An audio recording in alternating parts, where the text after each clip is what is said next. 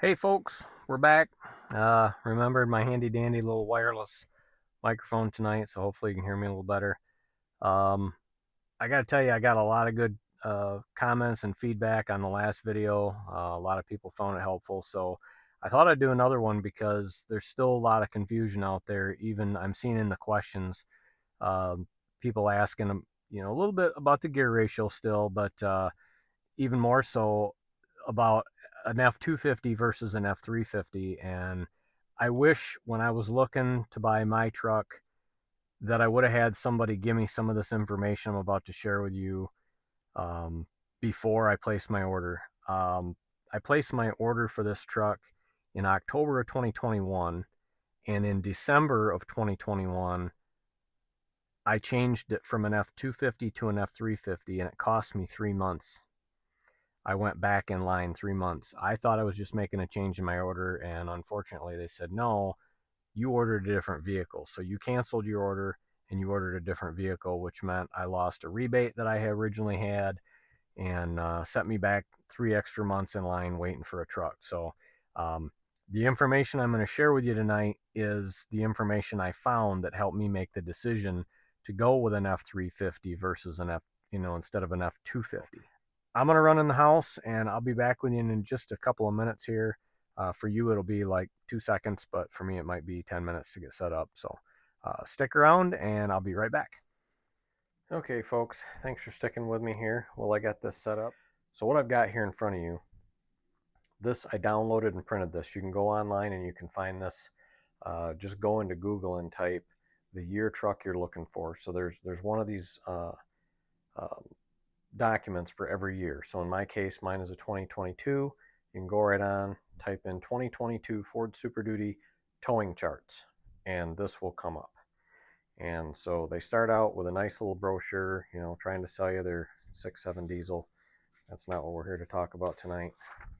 And then they go on and talk about the technology of the backup cameras. That's not what we're here to talk about tonight. Here's what we're talking about right here. So I'm going to bring you down a little bit.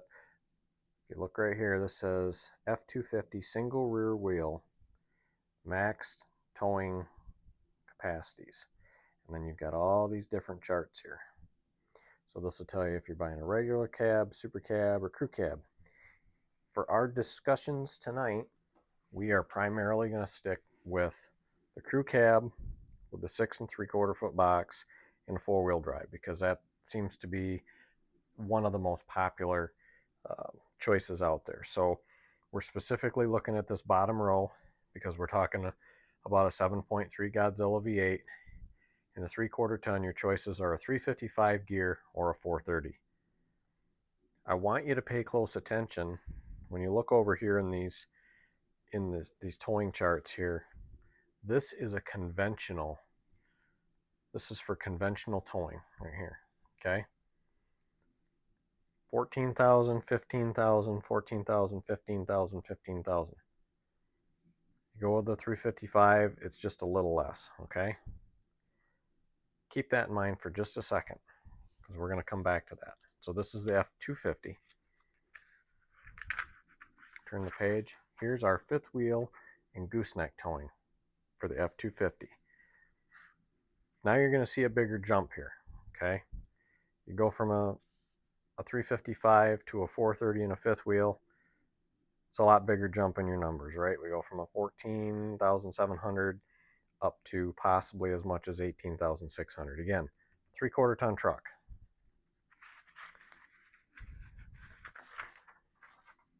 Conventional towing, F350. This is where we're going to get into our biggest topic here, the difference between that 373 gear and the 430. You notice anything? All the way across this chart, 15,000. Again, conventional towing. It doesn't matter if you've got a 373 gear or a 430 gear. Your truck, your F350 single rear wheel, is only rated to tow 15,000 pounds. That's because it's limited by the hitch. So for anybody towing a travel trailer or flatbed car trailer, box trailer, cargo trailer, whatever, you're limited to that 15,000 pounds regardless of what gear you're running.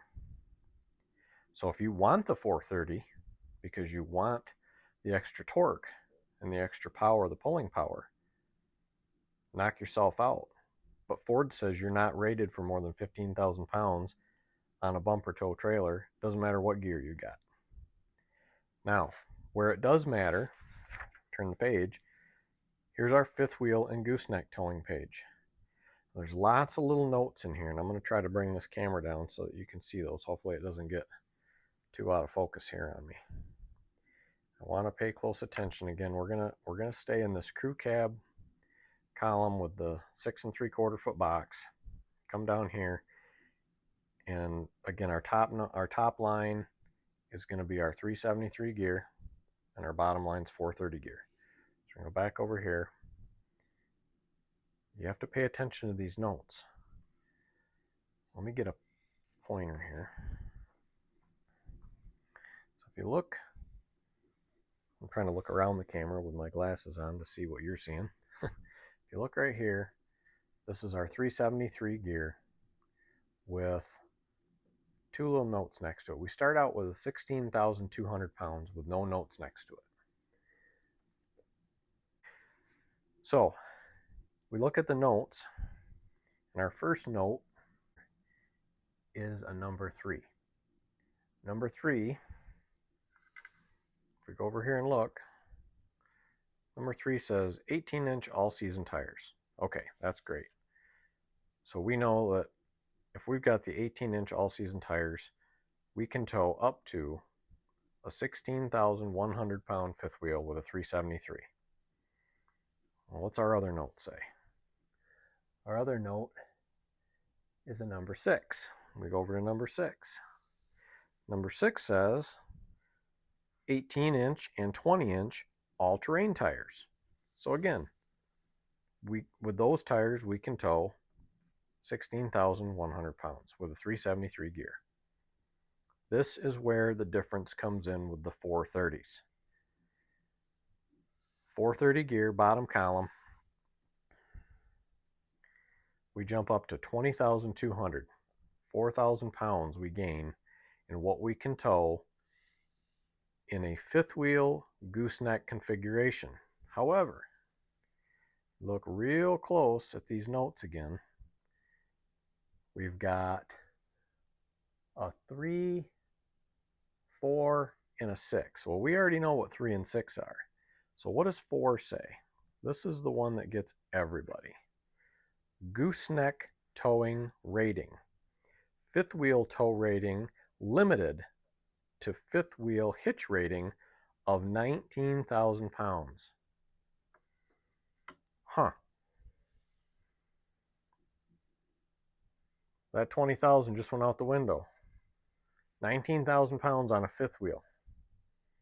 Gooseneck, you can go up to 20,000. So it's no longer 4,000 pounds difference.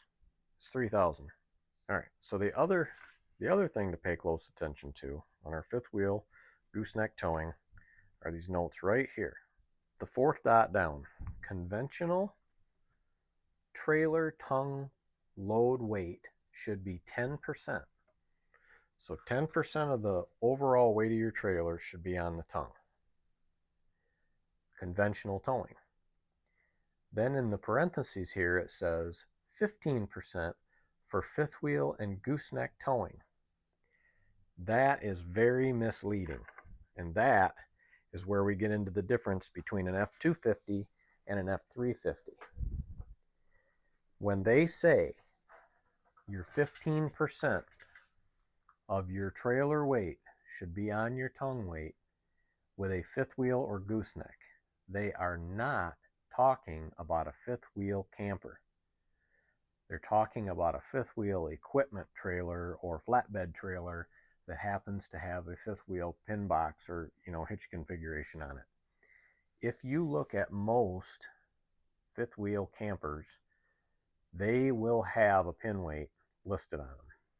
And if you do the math, you will find that pin weight is actually close to 20 or 25%.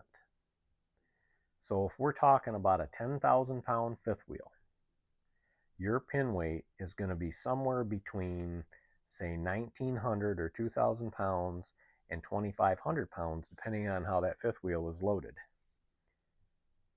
Again, that's where we get into the huge difference between an F250 and an F350. There are a ton of people out there running F250s, pulling fifth wheels that have overloaded their truck and they don't even know it.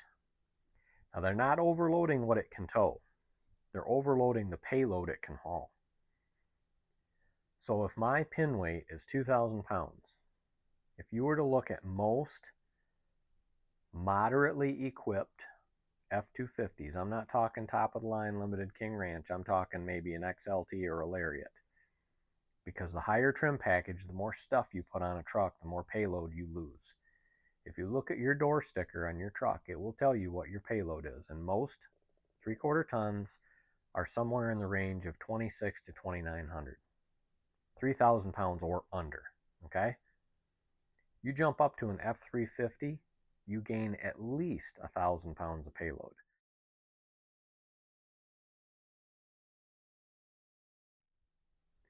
Well, if we're talking about a 2,000 pound pin weight, and my payload we'll go conservatively and say 3,000 pounds, which it's probably not. It's probably 2,700 to 2,900. You just lost 2,000 of that 2,900. That leaves you 900 pounds left for people, fuel, and any other cargo or dogs, pets, luggage, whatever, firewood, anything else you want to throw in the bed of your truck. Oh, and don't forget the weight of your fifth wheel hitch. My fifth wheel hitch is a slider. It's a B&W and it happens to weigh over 200 pounds. So you can add those numbers up pretty fast and see how it'd be easy with a fifth wheel to exceed your payload of your truck.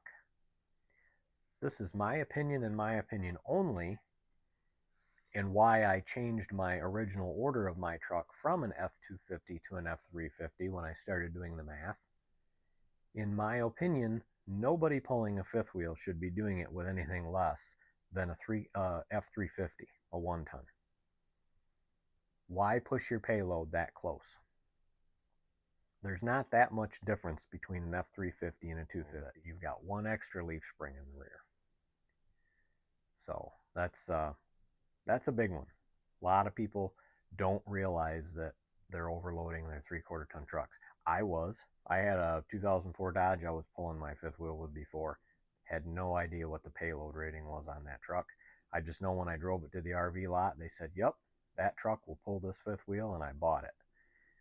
And then I started getting ready to order my new truck, and I started looking at these charts and doing some math, and I realized in a hurry I was going to run out of payload. And if I was buying a new truck, I wanted to make sure I had enough payload. So I hope that helps people that are trying to figure out the difference and if they should buy a 250 or 350. Now, if you're hauling a bumper tow, both trucks are capable of towing 15,000 pound bumper tow trailers. So we get back into the gear discussion a little bit. You see pretty quickly that if you're towing a bumper tow trailer, it doesn't matter. You're limited to that 15,000 pounds by your hitch weight. So according to Ford and their towing charts, on a conventional tow with a 1-ton or with a 3/4 ton configured correctly, you're at 15,000 pounds no matter what gear you run. So if you're debating on whether or not you need the 430, you're afraid it's going to be too much gear, and you're only bumper towing, just get the 373 and don't worry about it. Again, if you want the 430, by all means, go get it. I almost ordered a 430. I said that in my previous video. I decided not to. The 373 was plenty for what I was doing. There's a lot of folks out there that complain that these trucks are kind of shifty. They're slappy shifts or sloppy, kind of jerky shifts sometimes with the 10-speed, and the 430 exaggerates that. I've seen a lot of people commenting on forums and Facebook posts that have a 430, and they swear that, that 430 makes them a lot more shifty. They shift sooner. You're not in any gear as long. You run a little higher RPM on the highway. It's not terrible. It's not terrible, but it is the factor. So, um, again, just putting some more information out there. If you're looking to buy a truck and you're trying to make a decision, go spend some time looking at these pages. Again, it's just Google. Um, I think what the website's actually called is the Ford Super Duty Pickup Trailer Towing Selector. Um, very, very informative um, document. All the data's there. Help you make the best informed decision. So thanks for sticking around. I know that was kind of a boring video to sit there and stare at a piece of paper on a computer screen, but I hope you found the information helpful if you're trying to decide, between a 250 or a 350. Or again, the gear topic always seems to come up. Should I get a 430? Should I get a 373? If it's a 3/4 ton truck, it's an even bigger jump, right? You're going down to a 355. But the diesels run a 331 or a 355. Granted, the torque is different. The diesel makes its power at a lower RPM, and um, the gas has to rev up higher than that. But I don't think you're hurting your transmission. There were some comments about hurting your transmission if you run a 355 or a 373 versus a 430, and I don't quite follow that. I mean, I kind of do. I understand where you're coming from, where you're trading stress. So wherever the work is being done, where's your weakest link, right? But it's the same 10-speed transmission and a gas engine as behind that diesel, and they're running a 355 as the highest gear ratio. They come factory with a 331, so you've got to order the 355 for, I think the max tow on the diesel is a 355. But again, hope you found it helpful. On another note, if you've stuck around this long, I appreciate you hanging around. Um, if you wouldn't mind liking and subscribing to my channel, it would help me out a ton. I'm just trying to get started building the channel. Um, the other thing is I do have some video content. My wife and I recently went to Moab, and I put up a video every day. It's not the greatest quality. We just shot it all with an iPhone or two, and I didn't have these nice microphones when I went out there, so unfortunately the audio is not that great. But it's some pretty cool footage if you like Jeeping and like four-wheel drive type stuff. We rented a Jeep and went and did some off-road trails, did some hikes, did some videos of the hikes too. So if you're into that kind of content, check it out. Go check out the rest of the videos on my channel. I got a few of them. So again, I appreciate it. Thanks for watching.